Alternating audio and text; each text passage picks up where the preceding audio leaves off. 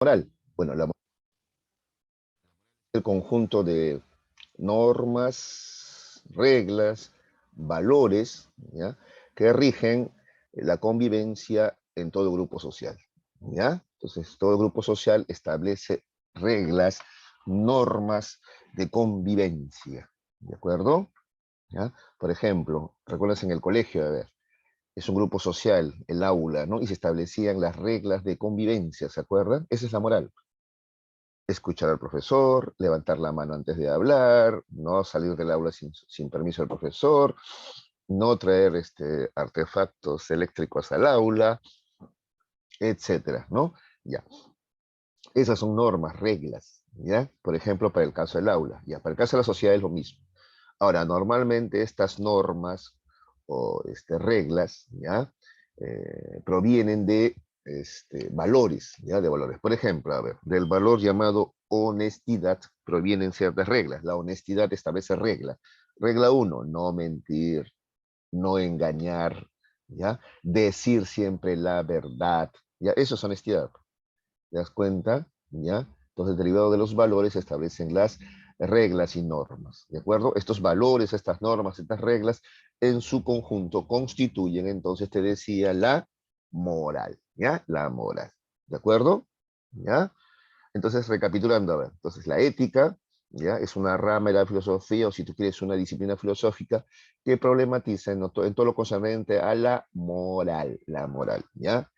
¿De acuerdo? ¿Y qué es la moral? Te acabo de decir, es el sistema de valores y normas, normas son reglas, ¿ya?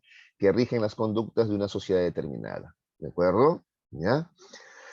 Donde hay un grupo humano, se establecen normas, eso se le llama moral, ¿de acuerdo? ¿Ya?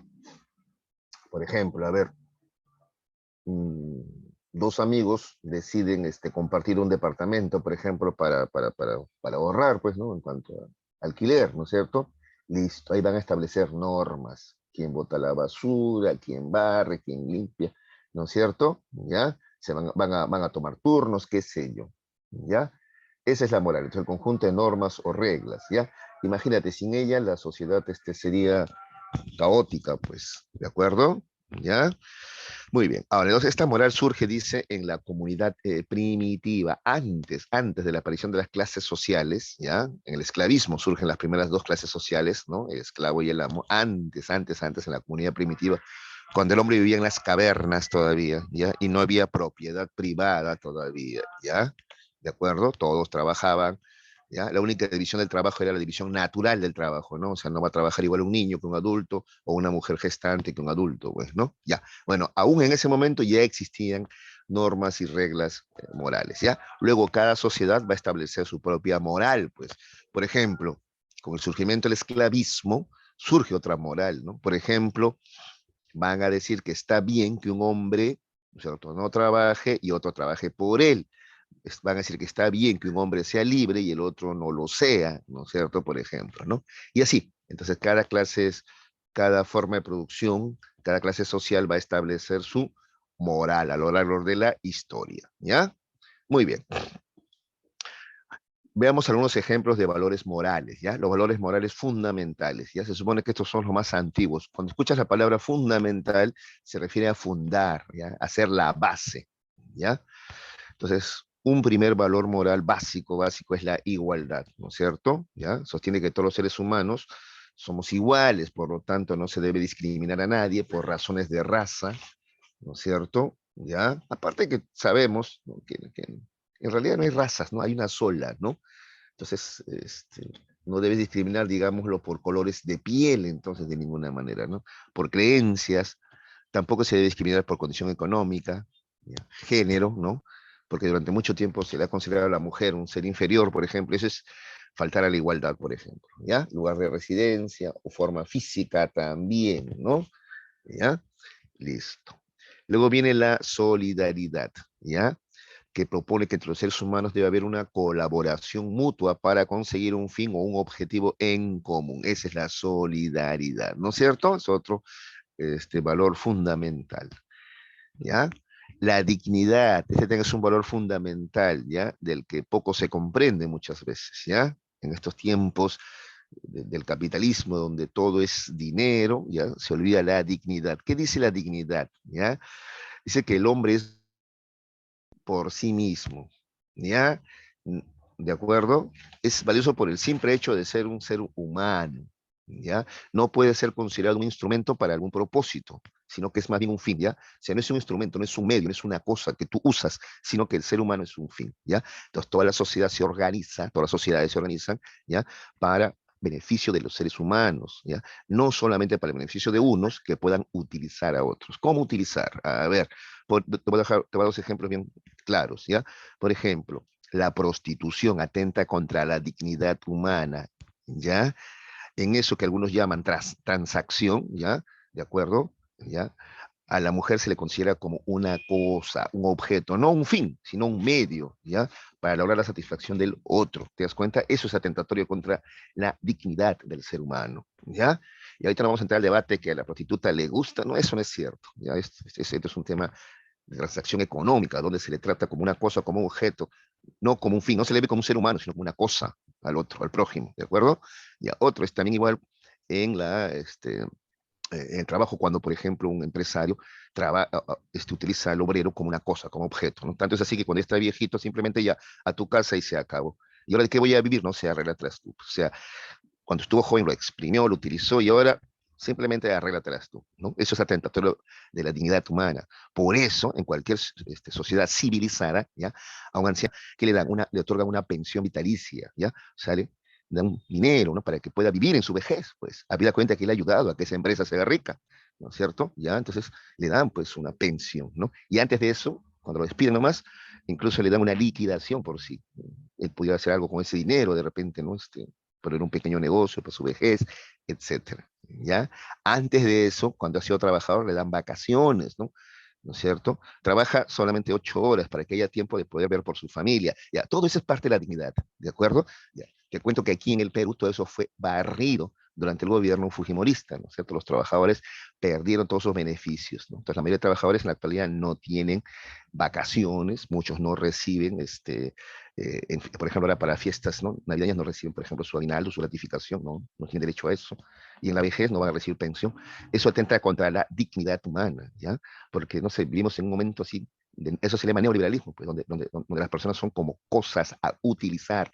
Así nos vemos entre nosotros, ¿no? ¿Cómo hago plata yo? ¿A quién utilizo? ¿A quién exprimo? ¿Quién trabaja para mí? ¿No es cierto? Y todavía eso le llaman ahora inteligencia financiera, emprendedurismo, le han dado unos nombres donde se olvida la dignidad, ¿ya? Es un tema muy, muy, muy importante, ¿ya? Si queremos reflexionar en estas fechas navideñas, hablemos de esto, pues esto es amor al prójimo, pues, ¿no es cierto? ¿Ya? Recordemos qué es la dignidad y cómo se la pisotea. Y vuelvo a repetir, nos han impuesto que está bien usar a otros, ¿no? Olvidando que los otros, igual que nosotros, cualquier ser humano es un fin, no un medio, ¿ya? Listo, bueno, me extendí un poquito más porque no se le entiende esa dignidad y es fundamental, ¿ya? La justicia, si la entendemos también, ¿no? Se puede entender de dos maneras, la conmutativa y la distributiva. La conmutativa tiene que ver con que a cada cual se le da según según la conducta que realiza. Por ejemplo, si alguien realiza ese trabajo, o sea, realiza un trabajo mayor, le debería corresponder también un sueldo mayor. De la misma manera, si realiza una falta, un delito mayor, también le debería corresponder un delito, una condena mayor también, por ejemplo. Y la distributiva, que afirma que la distribución de bienes debe ser, ¿no? Justa. ¿Qué quiere decir? Darle a todos lo básico para que todos tengan las mismas condiciones para competir, por ejemplo. ¿No es cierto? No se puede hablar de competitividad, de meritocracia, si todos no tenemos las mismas condiciones, ¿de acuerdo? Para desarrollarnos, pues, ¿de acuerdo?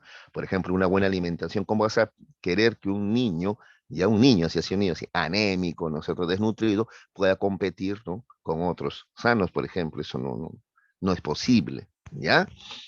A propósito, averíguate tú los índices de tuberculosis en el Perú. Son cosas de las que la prensa no va a hablar, ¿ya? Pero tú tienes que averiguar, pues, ¿ya? Ya tú ya te estás preparando para la universidad, tú quieres ser científico, entonces investiga, pues, ¿ya?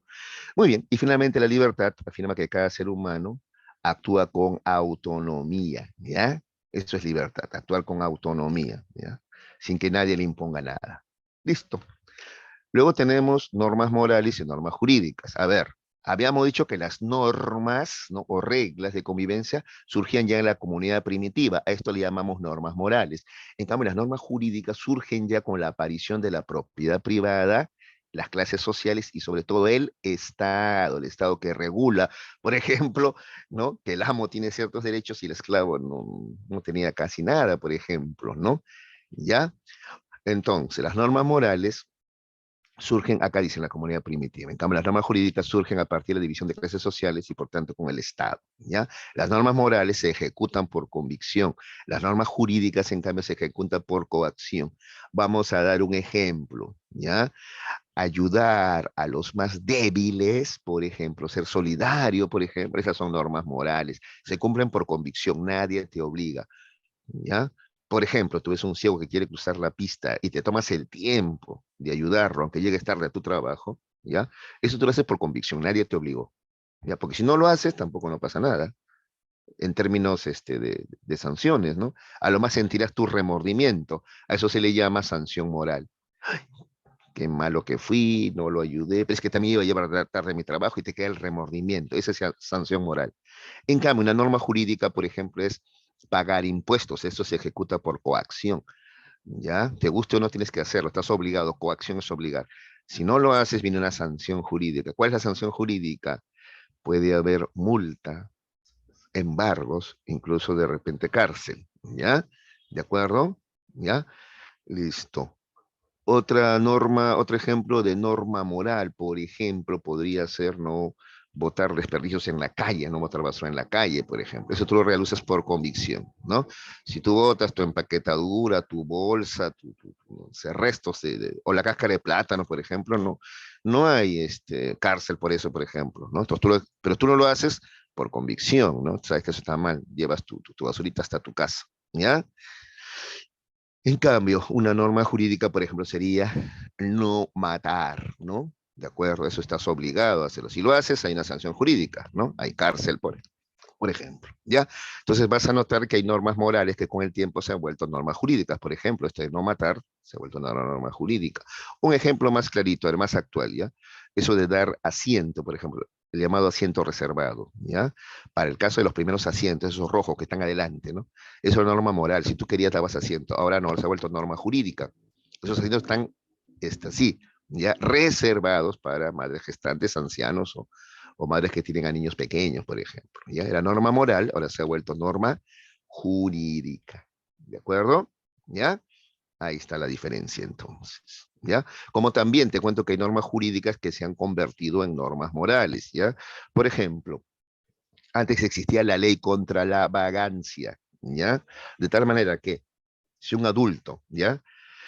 Era descubierto un día como hoy, por ejemplo, ya es miércoles, estas horas, ya es hora de trabajo, por ejemplo, ¿no? 8:30 de la mañana, ¿ya?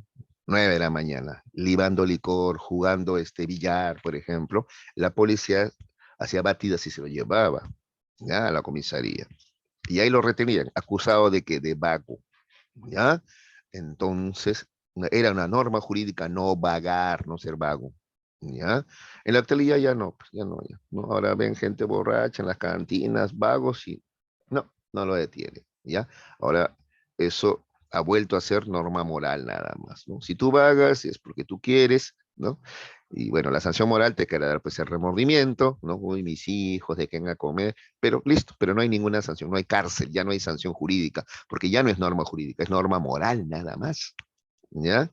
Ahora, ¿a qué se debe estos cambios? A múltiples razones, pues. El ejemplo que te he puesto, ¿ya?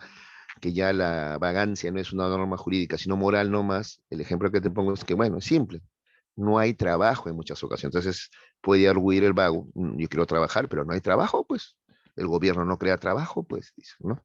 Y se acabó, ¿ya? Listo. Ahora, tenemos a las personas morales, chicos. Las personas morales son los seres humanos, ¿ya? Que cumplen o transgreden las normas morales, ¿ya? Ahora, para cumplir o transgredir una norma moral, primero tienes que conocer la norma moral. A eso de conocer la norma moral se le llama conciencia moral, ¿ya? Es conocer la norma moral, por tanto, distinguir lo que está bien y lo que está mal. Eso es básico para ser considerada persona moral, ¿ya? El segundo requisito para ser considerada persona moral es tener libertad moral, es decir, haber actuado con autonomía, nadie te obligó, ¿de acuerdo? ¿Ya? Listo. Ya, esas son las personas morales y son las que realizan acciones que pueden ser juzgadas como buenas o malas, o incluso pueden ser susceptibles de alguna sanción jurídica. ¿Ya? ¿Quién no es persona moral? Para que entiendas a qué me refiero. Un niño pequeño no es considerada persona moral, de tal manera que sus acciones no van a ser juzgadas. ¿Ya? Por ejemplo, un niño de 4 añitos o 3 añitos carece todavía de conciencia moral. ¿Ya? No distingue bien justamente eso, que es el bien y que es el mal, ¿ya? No conoce las reglas, ¿ya? Entonces un niño pequeño, de 3 o 4 años, repito, no es persona moral. Entonces, por ejemplo, a ver, un niñito de 3 añitos agarra un pollito y lo mete en la refrigeradora, lo mata de frío, ¿ya? Tú no vas a decir que ese niño es inmoral, tú no vas a decir que ese niño ha cometido un delito, no, ¿ya? Porque no es persona moral, no puedes juzgarlo, él no sabía, no sabe, no entiende, ¿ya? No conoce, carece de conciencia moral, ¿ya? Él no entiende esas reglas de que ese frío, esa temperatura lo va a matar al pollito, ¿no? ¿Qué habrá pasado por su mente, pues, ¿no es cierto?, para ponerlo y no lo sabemos. Simplemente no, el niño pequeño carece de conciencia moral, no es persona moral, ¿ya? Incluso te comento, a ver, un adolescente de 14, 15 años, por eso son contratados muchas veces como sicarios, por ejemplo, ¿ya? Asesinan, no una, varias veces, ¿ya? Lo que ellos cometen no se llama delito. Si lo hace un adulto, ya, de 18 para arriba, sí es delito. Si lo hace uno menor de 16, no es delito. ¿Sabes cómo le llaman? Le llaman infracción, nada más. Y no va a la cárcel, ya va a un reformatorio o centro de rehabilitación. Acá en Lima tenemos el famoso Maranguita, Centro Juvenil de Rehabilitación de Lima. De tratamiento y rehabilitación se llama ahora, ¿no es cierto? ¿Ya?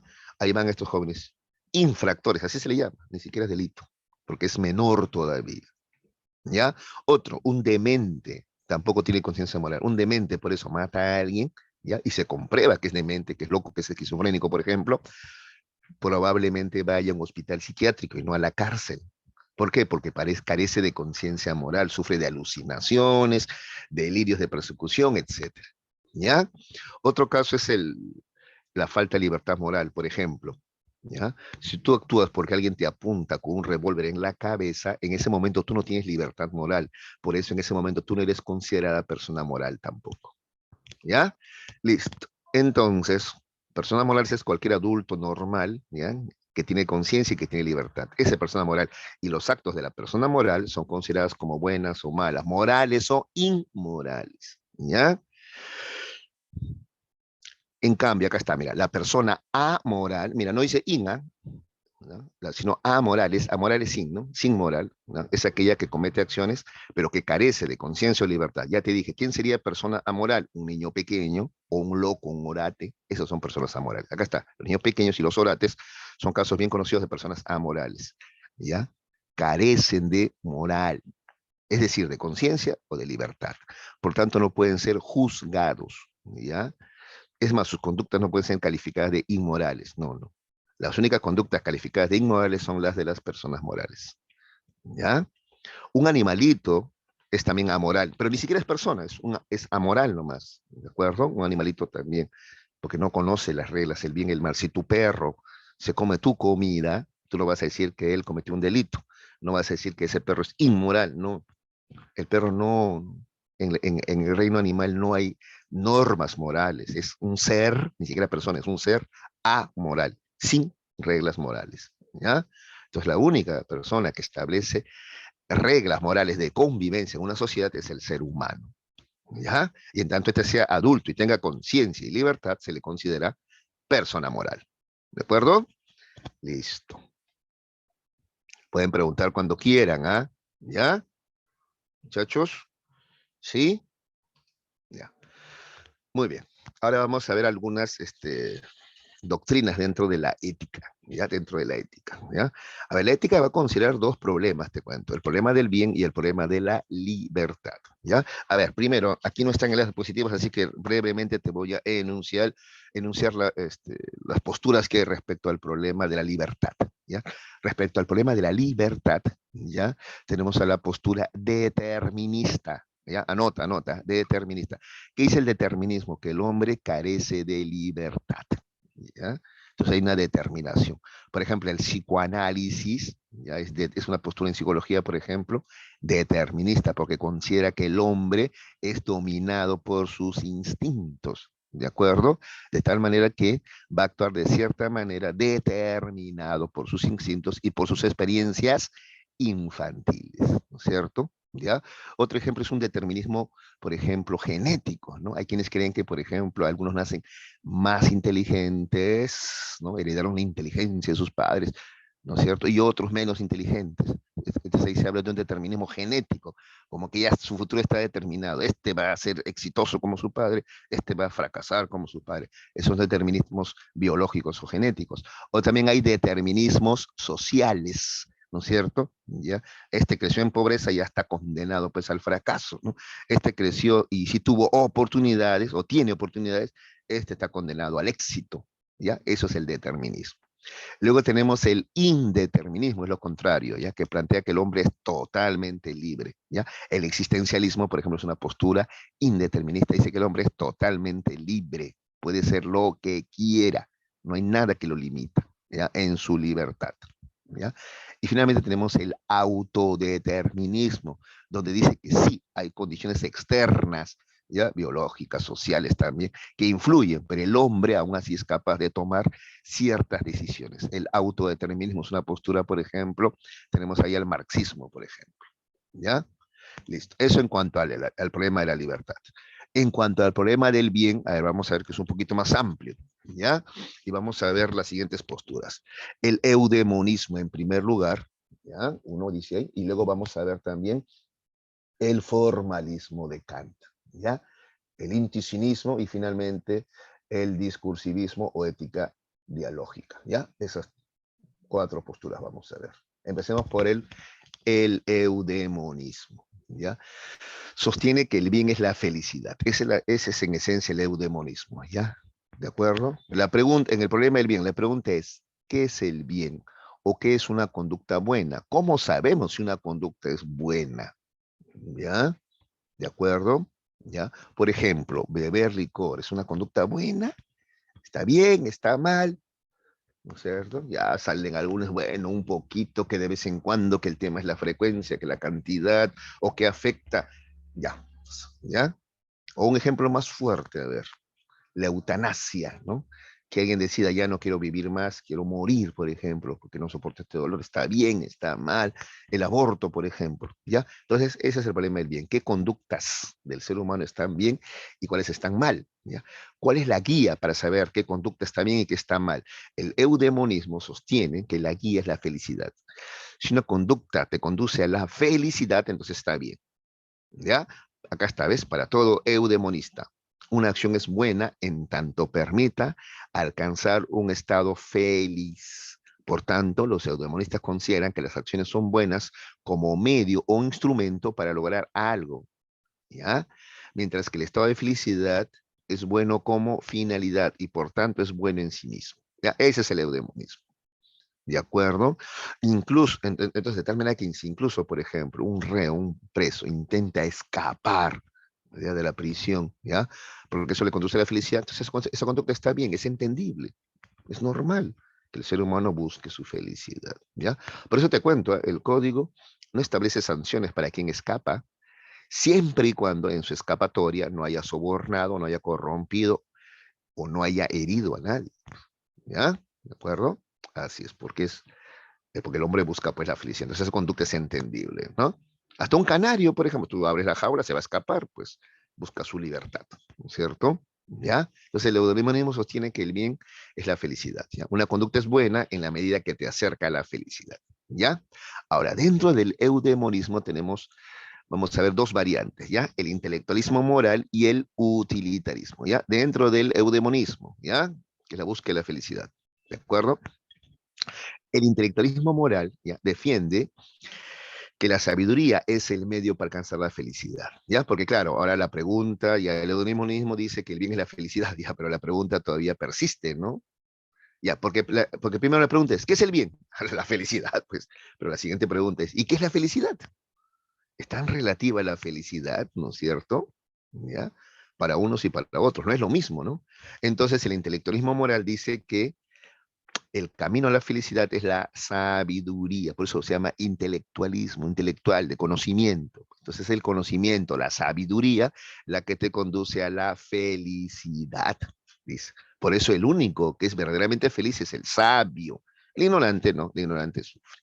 ¿Ya? Tenemos en primer lugar a Sócrates, por ejemplo, ¿ya? Como primer representante del intelectualismo moral, ¿ya? Es más, mira, él es de los más categóricos, ¿ah? Él dice que, ¿ya? No existe ni bien ni mal, ¿ya? O sea, no existe hombre bueno ni malo en realidad, ¿ya? Porque el ser humano nunca hace, o sea, no hace pues el mal a propósito, ¿no? Dice, no es como en las telenovelas o los dibujos animados, ¿no? Ya yo soy malo tentado por el diablo, ¿no? No, no es como los cuentos infantiles, pues donde la madrastra es malvada porque es bruja y, ¿no?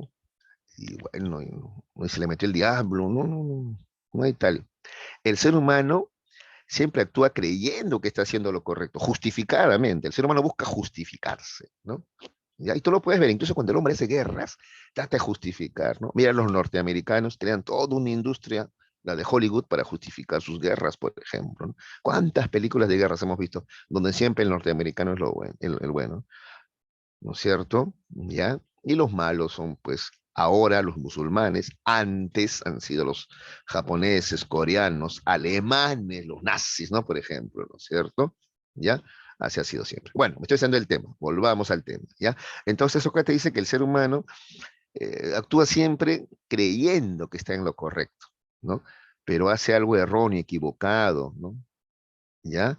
Por ignorancia, ¿ya? Entonces, no existe el hombre bueno ni malo, sino el sabio y el ignorante. El sabio sabe cómo actuar, pues actúa con corrección, adecuadamente. El ignorante actúa mal, ¿ya? Pero ¿qué es lo que hay que saber? Pues porque tampoco es cuestión de saber definir, ¿no? Porque algunos se equivocan eso aquí en la educación en el Perú, por ejemplo. Muchos creen, ¿cómo acabamos con la delincuencia? Más curso de cívica, dicen, ¿no es cierto? Más curso de cívica, hay que enseñarle a los chicos valores. No, mira, ahí están los jueces corruptos, ¿no? Este Inostroza, por ejemplo, Pariachi, ¿no? Él es un señor que conoce de leyes, ¿sí o no? Por lo tanto, conoce de qué está bien y qué está mal, ¿no es cierto? Claro. Aún así es corrupto, ¿no? Entonces, hay gente que define qué cosa es la solidaridad, la entiende bien, pero no la practica. No. Entonces no es un tema de conocimientos, así. Cuando habla intelectual no se refiere pues a ser una persona que conozca mucho, que haya leído muchos libros. No. Sócrates habla de conocerse a sí mismo. Por eso Sócrates te decía, conócete a ti mismo, porque sabes dónde están las virtudes, el bien, la virtud o el bien están dentro de ti, decía Sócrates, ya, dentro de ti. Entonces tú tienes que mirar dentro de ti y conocer tus virtudes, que repito, están dentro de ti. Ese es el conocimiento verdadero. ¿Ya? Por eso él dice, conócete a ti mismo. ¿Ya? Ahí está la sabiduría, dentro de ti. ¿De acuerdo? ¿Ya? Una vez que conozcas la virtud que está dentro de ti, vas a actuar así, pues virtuosamente, ¿ya? Porque eso te hace feliz, pues. En cambio, si no conoces la virtud, no te has dado el trabajo de conocerte a ti mismo, vas a actuar de manera equivocada, por ignorancia, ¿ya? Entonces, el camino a la felicidad es la sabiduría. El sabio es feliz porque actúa correctamente. ¿Por qué? Porque conoce la virtud que yace dentro de sí mismo. En cambio, el ignorante actúa erróneamente, se equivoca. ¿Por qué? Porque no conoce la virtud que está dentro de sí. ¿Ya? Listo. Eso es intelectualismo moral. En el caso de Sócrates es clarito y se resume así. No existen hombres buenos ni malos, sino hombres sabios o ignorantes. ¿De acuerdo? ¿Ya? Eso es lo que dice Sócrates, pues. ¿Ya? ¿Cómo es que uno puede conocerse a sí mismo, profe? Pregunta Alarcón, inteligente pregunta. Sí, Sócrates habla de, ¿te acuerdas? Bueno, primero está la introspección, pues, o sea, mirar hacia adentro de ti. La introspección es reflexionar sobre qué está bien y qué está mal. Ya reflexionar es mirar dentro de ti. Reflexionar implica conversar contigo mismo, darte el tiempo para conversar contigo mismo, conocerte, ¿no? Qué está bien, qué está mal, ¿no es cierto? ¿Ya? ¿De acuerdo? Incluso tú sientes una especie te diría Sócrates seguramente de remordimiento cuando sabes que has hecho algo malo, ¿no? Entonces la próxima no lo voy a hacer, pues, por ejemplo, ¿ya? Si no, también dice Sócrates, alguien te puede ayudar también, pero solamente te ayuda, porque tú mismo es el que tienes que descubrir lo que está dentro de ti. alguien te ayuda a través del método de la mayéutica. ¿Se acuerdan? Sócrates hablaba de la mayéutica, ¿no es cierto? ¿Ya? Que tenía dos fases, ¿no? Ironía y mayéutica, justamente. ¿Ya? Entonces la introspección te permite conocerte a ti mismo. La reflexión te permite conocerte a ti mismo. ¿Ya? Y si no, también alguien te puede ayudar a través de la mayéutica, pero te ayuda con preguntas a que tú descubras la verdad que está dentro de ti, la virtud, perdón, que está dentro de ti. ¿Ya? Muy bien, ese es Sócrates. ¿Ya? Listo. A propósito, Rápidos y Furiosos ha tenido hasta 9 sagas, creo que tiene ya 9, ¿no? Ahí, por ejemplo, ves, tú ves, ellos creen que están haciendo lo correcto, ¿no? Porque ellos dicen, bueno, nosotros solamente le robamos a los malos, a los Robin Hood, ¿no? Ladrón que roba ladrón, ¿no es cierto? ¿No? Listo, no hago nada malo, ¿no?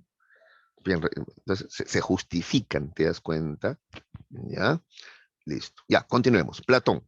Platón dice, los sabios contemplan el bien, ¿ya? Entidad suprema de todo lo existente. A ver, Platón es un idealista objetivo, pues, ¿ya? Entonces, para él, el bien es un ideal que tiene vida propia, ¿ya? ¿De acuerdo? Por eso más adelante los cristianos van a decir que el bien es Dios, pues, ¿ya? Entonces, el bien existe fuera de nosotros, independientemente de nosotros, ¿ya? ¿De acuerdo? ¿Ya? Y a ese bien que existe fuera de nosotros, que es un ideal supremo, ¿ya? Si tú quieres Dios, ¿cómo lo conocemos? A través de la sabiduría, ¿ya? Solamente los sabios lo conocen, ¿ya?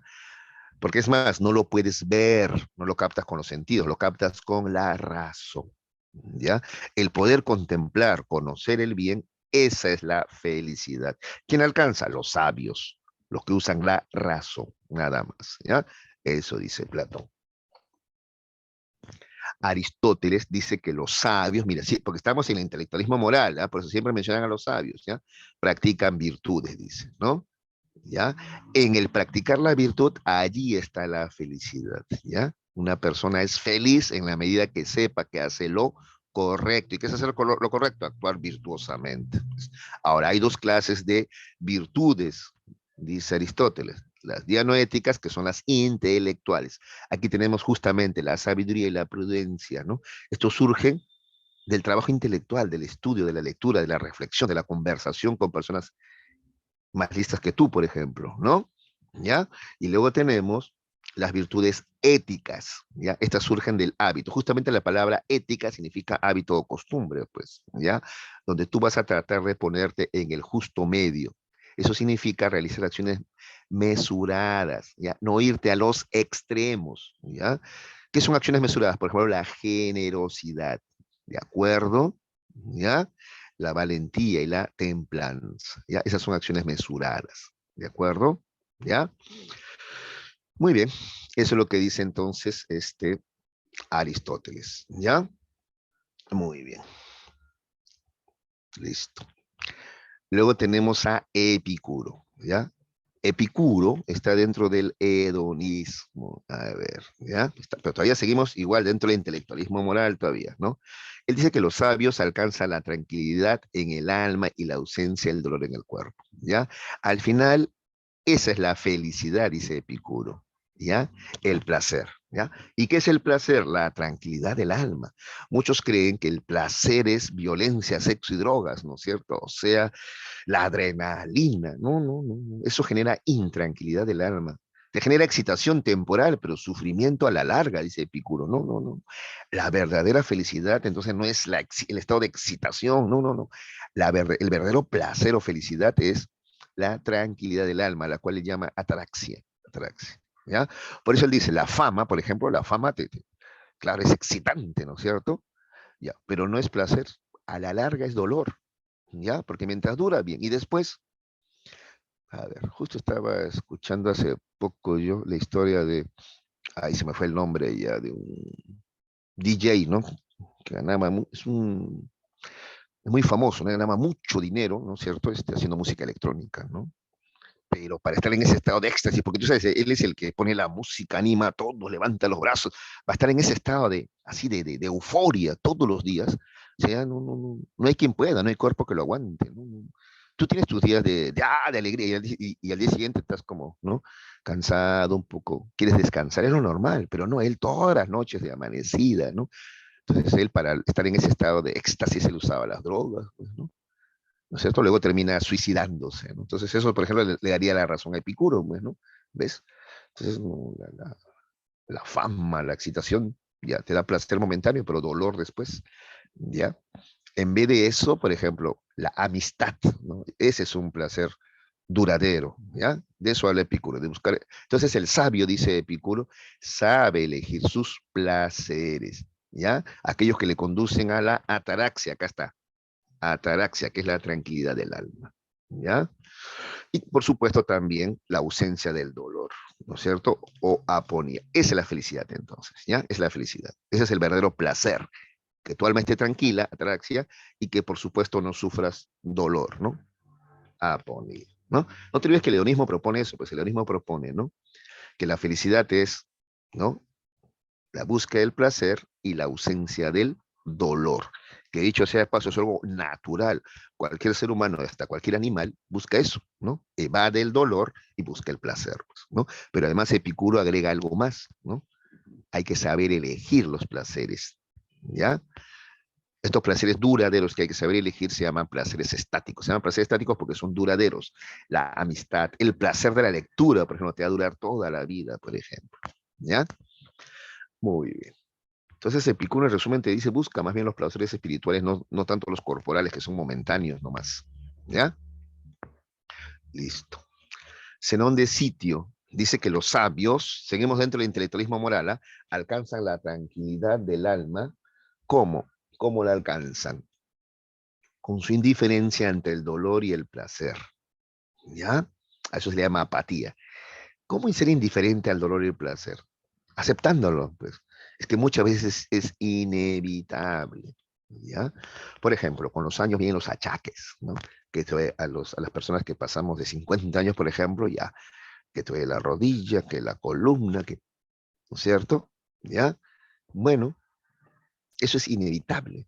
Eso va a ocurrir sí o sí. ¿Qué tienes que hacer? Resignarte, ¿no? Por ahí, claro, siempre vas a buscar algún calmante de repente, pero lo aceptas, porque es parte de la vida envejecer, ¿de acuerdo? ¿Ya? Entonces, la postura de Zenón de Sitio, que se llama estoicismo, se podría resumir así.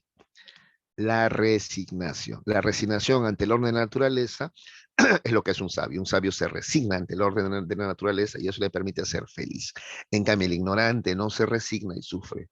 ¿Ya? Por ejemplo, frente a la vejez, un sabio dice, bueno, es parte de la vida, nacer, desarrollarse, envejecer y morir. Entonces lo acepto, ¿no? Y vivo más tranquilo.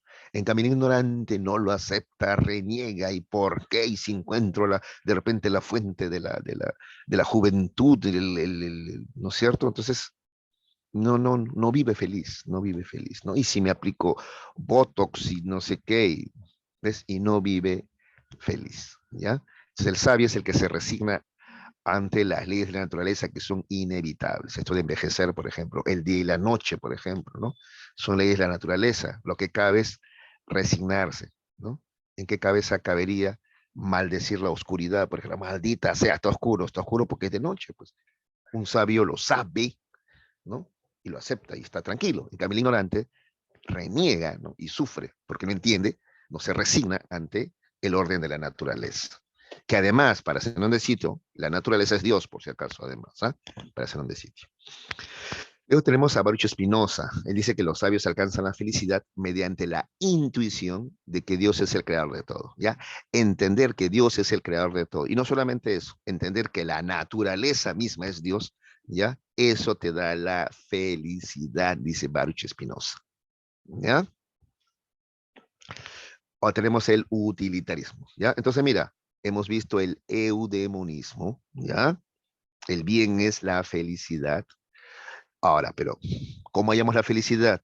A través de la sabiduría, dice el intelectualismo moral. Y ahí hemos visto a Sócrates, Platón, Aristóteles, Epicuro, Zenón y Spinoza, ¿ya? Ahora vamos a ver el utilitarismo, ¿ya? Ellos dicen que la felicidad es el beneficio para la mayoría de personas. En estos países la felicidad, ¿qué es? El beneficio, el provecho para la mayoría de personas, ¿ya? Algo es beneficioso, porque la pregunta subyace, ¿no? ¿Y cómo sabemos si algo es beneficioso? Si proporciona placer a la gente y lo aleja del dolor, pues. ¿ya? Entonces el utilitarismo se presenta como una corriente que pretende rescatar el antiguo hedonismo griego, ¿no? Esto de el placer, lo provechoso, lo beneficioso, ¿ya? A ver, en resumen, Jeremy Bentham dice que todo acaso acto humano debe ser calificado según el beneficio que tenga. Entonces una conducta es buena si genera provecho, ¿ya? ¿Ya? Si genera utilidad, ¿ya? Pero no solamente para mí, sino para la mayoría. ¿De acuerdo? Entonces, esta conducta, la explotación minera, ¿está bien o está mal? Vamos a ver, pues, si genera provecho para la mayoría, ¿ya? Está bien, entonces eso está mal, esa actividad, en la medida que sea provechosa, pero para la mayoría, ¿ya? ¿De acuerdo? ¿Ya? John Stuart Mill dice por eso, ¿no? Estableció el principio, entonces una conducta es buena, en la dicho, utilidad, muchas derivaciones, porque quedémonos en eso, además que tiempo nos va a ganar, ¿ya? Ese es el utilitarismo entonces, ¿ya? Una conducta es buena en tanto genere beneficio o provecho para la mayoría, ¿de acuerdo? Ese es el utilitarismo. Listo, hasta ahí hemos terminado con el eudemonismo. Ahora vamos a ver el formalismo, ¿ya? Immanuel Kant, ¿ya? Critica toda la moral anterior. Todo lo que hemos visto va a ser cuestionado por Kant. ¿Qué dice Kant? Todo lo anterior, todo el eudemonismo, ¿ya? En sus variantes, intelectualismo moral y utilitarismo, esto no puede ser bueno. Si tú, por ejemplo, el utilitarismo es más clarito. Pues. Entonces, por ejemplo, ¿ya? Fabricar armas está bien, la industria armamentística, porque da trabajo a mucha gente, ¿no? Y permite muchos países y gente que se defienda, pero también genera mucha destrucción, no, no, eso está mal. Entonces, ¿qué dice Kant? Toda la ética anterior está mal porque tú estás basado en los resultados, en esperar algo a cambio. No, el verdadero bien se basa, dice Kant, en la buena voluntad, a hacer el bien sin esperar nada a cambio. Si tú haces el bien esperando placer, felicidad, ¿no? Ataraxia, tranquilidad, beneficio, provecho, ya está mal, pues, ¿no? O sea, tú tienes que hacer el bien por la buena voluntad, sin esperar nada a cambio. Y segundo, dice Kant, sin importar las consecuencias, atención con eso, ¿eh? Sin importar las consecuencias, ¿ya? Si genera provecho o perjuicio, no, no, eso no importa. El bien se hace porque está bien, sin importar las consecuencias y sin esperar nada a cambio, ¿ya? Porque si no, a ver, dice Kant, por ejemplo, a ver, de repente tú has visto esto en el barrio, ¿no? Esas señoras, por ejemplo, que van a la iglesia todos los domingos, pero son señoras chismosas, candereras, odiosas, malvadas. Entonces tú dices, esta tía va a ir al cielo con lo malvada que es, pero es que va a misa todos los domingos, ¿no? Pero en realidad esta persona no es buena. ¿Pero por qué va a misa? Ah, porque cree que yendo a misa se va a ganar el cielo. Entonces, o sea, ella simplemente actúa por miedo al infierno y por el deseo de ganarse el cielo, pero no es buena en realidad, pues. Eso te diría Kant, ¿ves? Entonces, o sea, no está bien si tú haces algo esperando algo a cambio. Tú tienes que hacer el bien sin esperar nada a cambio, simple y llanamente por la buena voluntad. Ese es el formalismo de Kant. Es como las matemáticas, ¿sí o no? 2 más 2 son 4. No importa si es acá en la China, en la Cochinchina, no importan las consecuencias que esa verdad traiga. ¿Ya? Igual tienen que ser los valores morales, la ética. ¿Ya? Se cumple sin importar la consecuencia. Incluso dice Kant, mira, supongamos que un sicario, un asesino, está persiguiendo a un amigo tuyo. ¿Ya? Y tú has visto pasar a tu amigo. Y el sicario te pregunta, ¿por dónde se fue tu amigo? Tú tienes que decir la verdad. Se fue por allá. No importan las consecuencias. El bien, ¿ya?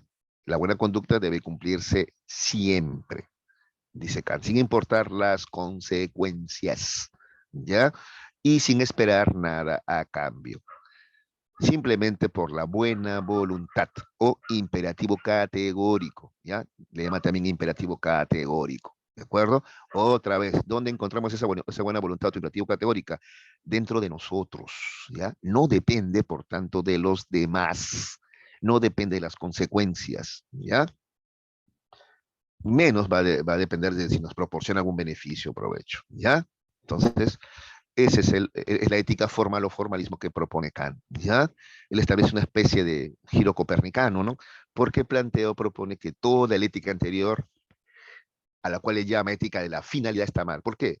Porque le llama ética de la finalidad, porque tú esperas como finalidad obtener algo a cambio y eso está mal, ¿ya? Eso es lo que dice Kant. Tú tienes que hacer el bien sin esperar nada a cambio y, repito, sin importar las consecuencias. El intuicionismo, a ver, como estamos con el tiempo, el intuicionismo de George Moore plantea lo siguiente, ¿ya? Dice que el bien es un concepto que no se puede definir, ¿ya? El bien es un concepto indefinible, no se puede definir, ¿ya? Ahora, ¿Cómo explica eso que el bien no se puede definir? Porque es un concepto simple. Según Moore, hay conceptos simples y complejos, ¿ya? Acá está, por ejemplo, ¿ya? Por ejemplo, un concepto complejo son estos de acá: mesa, carpeta, pizarra, hombre, casa. Son ejemplos de conceptos complejos. Estos sí se pueden definir. En cambio, los conceptos simples no se pueden definir. Por ejemplo, azul, amarillo, dureza, belleza. Bien, ahí está el bien. ¿Ves? Un concepto simple, no se puede definir. Tú lo has visto, ¿no? ¿Qué es el bien? La felicidad. Es que la felicidad, el bien, ¿no? ¿O qué es el bien? La felicidad. ¿Qué es la felicidad? La sabiduría. ¿Y qué es la sabiduría? Lo que está bien. O sea, entonces no, según, ¿no? Moore no se puede definir. Ya, un ejemplo más. Acá con los colores lo podemos entender, ¿ya? Un ejemplo de concepto complejo sería el color anaranjado. Tú lo puedes definir así: el anaranjado es la combinación de rojo y amarillo, ¿de acuerdo? Pero a ver, un concepto simple: amarillo, ¿cómo lo defines? Porque amarillo no es la combinación de nada. Ah, no se puede definir. Ya, lo mismo pasa con el bien. Es un concepto simple, no se puede definir, ¿ya? Entonces nos guiamos solamente por la intuición nomás, ¿ya? Eso es lo que dice Moore. Por eso su postura se llama el intuicionismo, ¿ya? Nos guiamos por la intuición. Finalmente tenemos la postura discursiva o la ética dialógica. Según Habermas y Otto Appel, la moral, ¿ya? Las normas morales, ¿ya? Son una convención, un acuerdo al que llega la sociedad, ya como que la sociedad, ¿no? Conversa y dice, esto está bien, esto está mal. Lo decide a través del diálogo, la conversación, la concertación, ¿ya? O los convencionalismos, ¿ya? Listo, bueno, igual lo podemos cuestionar, pero ahorita solamente yo te estoy enseñando lo básico, ya depende de ti, pues que cuestionas, que aceptas, ¿no? ¿Ya? Listo, ya. Vamos ahora a la práctica dirigida, porque nos van a dar el tiempo, si no. A ver, chicos, pregunta 1, a ver su participación, por favor, ¿ya? Cristina, a diferencia de la mayoría de sus amigos, considera que la elección de su carrera debe depender no tanto del dinero que pueda ganar cuando sea profesional, sino de la felicidad que vaya a experimentar al ejercer una carrera. Por ello, ha decidido postular a la carrera de física y posteriormente especializarse en astronomía. La posición de Cristina nos recuerda el planteamiento ético de... A ver, ¿quién me dice?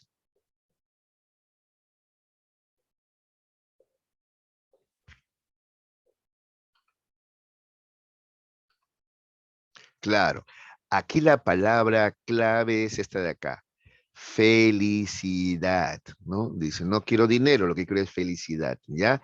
Esa es la postura eudemonista, ¿ya? Bueno, acá viene el problema de la clasificación que hacen, pues. Entonces, dentro del eudemonismo, ¿no es cierto? Tenemos a Sócrates y a Aristóteles, ¿sí o no? Ya dentro del eudemonismo tenemos a Sócrates y a Aristóteles, ¿ya? Ahora, ¿cómo decidimos? La verdad, a Sócrates se le considera más dentro del intelectualismo moral, ¿ya? Es más considerado dentro del intelectualismo moral. En cambio, a Aristóteles se le considera más eudemonista, ¿ya? Eudemonista, ¿ya? Vuelvo a repetir, aquí el problema está de la clasificación. Pues en diversos textos hay varias clasificaciones, yo te he explicado una, ¿ya? Pero a propósito escogí esta pregunta para que veas que hay otra, ¿ya? Entonces, en lo sucesivo, ¿ya? Sócrates está más asociado al intelectualismo moral, ¿ya? Y Aristóteles al eudemonismo, aunque están relacionados, como tú has visto, ¿no es cierto? ¿Ya? De tal manera que a veces ponen el eudemonismo, o perdón, el intelectualismo moral dentro del eudemonismo, como hemos visto ahora, ¿ya? Pero en otros textos aparece así: Sócrates, intelectualismo moral, y Aristóteles, eudemonismo, ¿ya? Que es la búsqueda de la felicidad. Entonces la mejor respuesta es la C, ¿ya? Por eso que te acabo de explicar, es un tema de clasificación nomás, ¿ya? Listo. ¿Me entendiste, no? ¿Ya? Muy bien. 2, ¿qué es lo correcto para Epicuro? Epicuro, ¿ves? Por ejemplo, lo mismo, en algunos textos aparece dentro del hedonismo, ¿ya? Pero también en algunos textos aparece ya como una corriente propia, epicureísmo, ¿no? Es que ya está bien, está dentro del eudemonismo, que es la búsqueda del placer, pero ¿qué propone Epicuro, pues, de particular? A ver, dentro del eudemonismo, ¿qué es lo diferente que él propone? ¿Ya? Sí, pues, que debemos llevar una vida mesurada y sencilla. Que muchos ven hedonismo, placer, violencia, sexo y drogas. No, Epicuro dice, ¿no? Que debemos llevar una vida mesurada y sencilla, porque al final la felicidad, ¿qué es? La excitación, la adrenalina, no. El placer no es la excitación, la adrenalina. El verdadero placer es la tranquilidad del alma o ataraxia, ¿ya? Entonces acá entre paréntesis para que entiendas, acá mejor, y no te olvides esto, porque la mente es muy frágil. Acá en la C, entre paréntesis, tú ponle ataraxia, ¿ya? Esta vida mesurada y sencilla te lleva a la... Porque muchos dicen, oye, pero no es el placer. Es que tú crees a veces que el placer es pues la excitación, no, no, no, no, no, no. Para Epicuro el verdadero placer es la ataraxia, tranquilidad del alma. Y eso se logra a través de una vida mesurada y sencilla. ¿Ya? Listo. Determina la verdad o falsedad de las siguientes proposiciones relacionadas con las diferentes propuestas éticas y morales en la historia de la filosofía. A ver, San Agustín considera, estamos hablando del medioevo, ¿no? Que las acciones de los seres humanos están completamente determinadas por la voluntad de Dios. A ver, acuérdate la filosofía medieval. Agustín de Hipona dice que el pecado, ¿ya? El pecado o acción inmoral, ¿ya? ¿Es fruto de qué? De la libertad que tiene el hombre, el libre albedrío, ¿ya? Entonces, cuando acá dice que los seres humanos están completamente determinados por la voluntad de Dios, o sea, que los seres humanos somos como títeres que Dios maneja, no, no es así, no. Porque entonces, nada de lo que hacemos sería considerada acción moral, bueno, justamente en el musical Jesucristo Superstar cuestionan eso, ¿no? Hay una parte donde Judas dice, ¿no?